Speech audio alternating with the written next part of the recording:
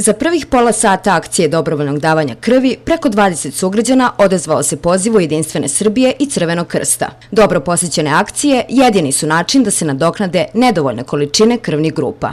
Sada nam je B pozitivna krvna grupa bila u nekom manjem deficitu, sada smo podmireni, ali bez obzira na sve ljudi se mogu odazvati ovim akcijama. Što se tiče ostalih nedostataka krvnih grupa, kao i uvek te negativne krvne grupe u nekom manjem su deficitu.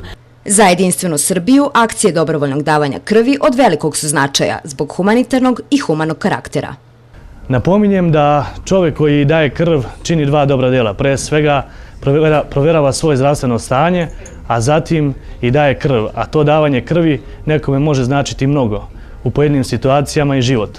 Stoga apelujem na sve humane ljude da se pridruže ovoj akciji i apelujem na sve političke organizacije da rade akcije sličnog karaktera. Naredna akcija dobrovoljnog davanja krvi planirana je za 14. jun u prostorijama Crvenog krsta u periodu od 10 do 16 časova.